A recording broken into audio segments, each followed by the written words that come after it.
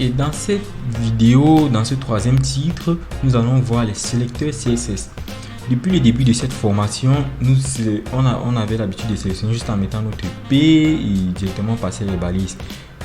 Qu'advient-il si on a besoin de sélectionner de manière spécifique? Quand vous mettez P, ça ramasse tous les P de la page, c'est-à-dire ça sélectionne tous les P de la page. Que se passe-t-il si on veut sélectionner un P bien spécifique de notre page, caché à un endroit spécifique de notre page? Alors on va voir les sélecteurs, puis on va voir les sélecteurs composés et ensuite les sélecteurs complexes, juste de nom.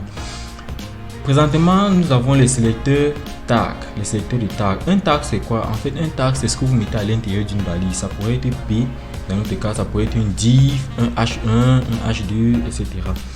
C'est ce qu'on fait depuis le départ de cette formation. C'est-à-dire, on a notre paragraphe là, P, et dans notre CSS on met juste un P et on spécifie les différentes valeurs.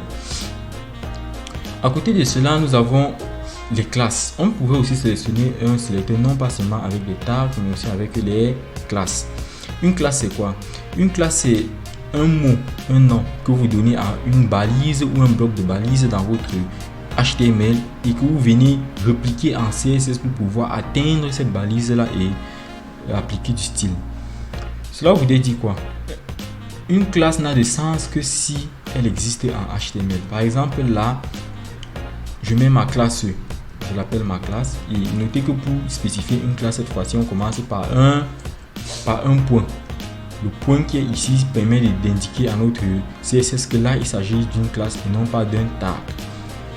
Ma classe, et là j'applique une couleur rouge. Par exemple, j'ai mon paragraphe là. Si j'actualise, on voit que rien ne se passe vu que mon CSS n'a aucun moyen de savoir qu'en fait ma classe là c'est comme ça mon paragraphe qui est de ce côté. Pour cela j'ajoute dans l'attribut classe qui a pour valeur le même nom que j'ai donné en CSS. Cette fois là j'enlève le point et si j'actualise, j'ai bien ceci qui prend. Cela voudrait dire quoi? Cela voudrait dire que si j'ai par exemple un deuxième paragraphe qui a un texte de 5 mots, ensuite j'ai un troisième paragraphe qui a la même classe que mon premier paragraphe. Vous mettez une classe facilement, vous faites le tag suivi du nom de la classe avec un point. J'ai un texte qui a 5 mots aussi.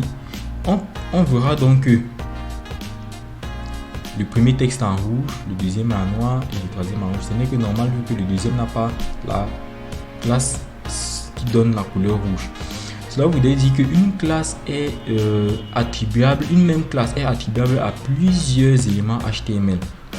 Tous les éléments que vous voudrez qu'ils subissent le style qu'applique une classe, vous leur appliquez la même classe, le même nom de classe. Oh, c'est différent avec ce qu'on verra tout de suite que sont les ID. Un ID c'est un identifiant unique. On a vu lorsqu'on parlait des liens de type encre. Un ID c'est un identifiant unique, c'est-à-dire que deux éléments d'une page web ne peuvent pas avoir le même ID.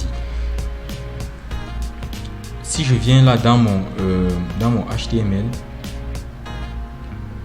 j'enlève ceci et dans mon paragraphe, au lieu de mettre une classe, je mets plutôt un ID.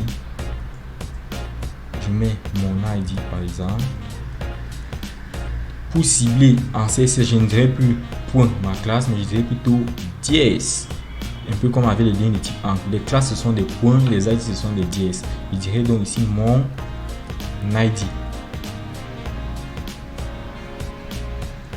Et ça fonctionne.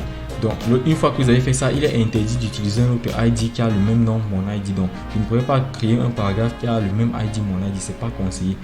Vu que si on voit seulement du point des liens de type encre, imaginez un lien de type encre qui mène à deux éléments de différentes positions dans une page web. C'est insensé en quelque sorte. Donc un ID, un élément, une classe, plusieurs éléments, un ou plusieurs éléments. Et pour cibler, on met soit des dièses, soit des points selon que ce soit un ID ou une classe.